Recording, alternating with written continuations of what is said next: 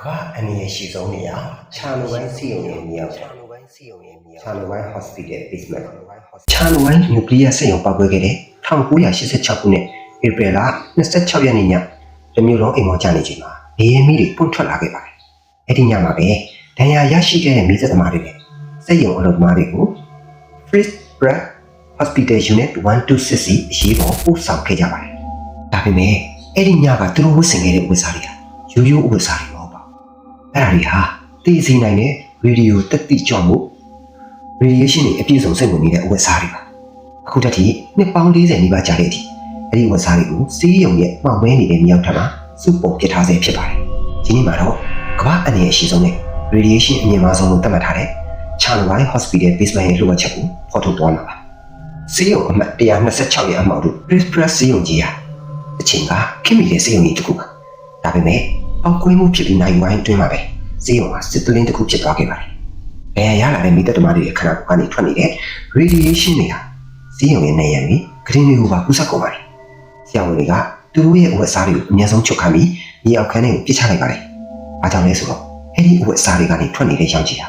ဘေးကလူတွေကိုပါတည်သိနိုင်တော့အောင်ပြင်းထန်နေလို့ပါပဲ။မြေအောက်ခန်းထဲကတိမ်မင်းတမန်အဝတ်အစားများဒီမြေအောက်ခန်းထဲကိုဆင်းသွားမယ်ဆိုရင်ပထမဆုံးကြားမှာကတင်းလက်ထဲက radiation တိုင်းနဲ့ဆိုင်နေတယ်ပါ။အဲ့ဒီမြေတန်းဟာစက္ကန့်ပိုင်းအတွင်းမှာပဲအမြင့်ဆုံးထိတက်သွားပါလိမ့်မယ်။မြေအောက်ခန်းရဲ့ကျန်းမာရေးပေါ်မှာကြံ့ကျဲနေတာတွေကတော့မိသက်သမားတွေရဲ့ကာကွယ်အုပ်ထုပ်မီးလောင်ကျွမ်းထားတဲ့ယူနီဖောင်းများရောဘာဖက်နက်တွေနဲ့လက်အိတ်တွေပါဒါတွေကဒီအတိုင်းကြည့်ရင်တော့အမိုက်တွေလိုပါပဲဒါပေမဲ့သိပ္ပံပညာရှင်တွေရဲ့အဆိုအရဒီနေရာမှာမိနစ်အနည်းငယ်လောက်ကြာအောင်နေမိတာ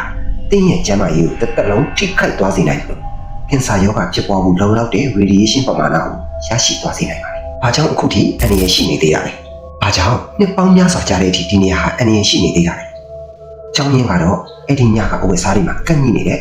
graphite အပိုင်းစားတွေကြောင့်စက်ရုံရဲ့ကိုယ်ထဲကနေထွက်လာတဲ့ဒီအမှုအမွှားတွေဟာတက်တန်းအလွန်ရှိကြတဲ့ dressing တွေဖြစ်ပါတယ်။လက်ရှိမှာအစိုးရကဒီမြေအောက်ခန်းတွေကိုတဲတွေနဲ့ပိတ်ဆို့ဖို့ကြိုးစားခဲ့ပေမဲ့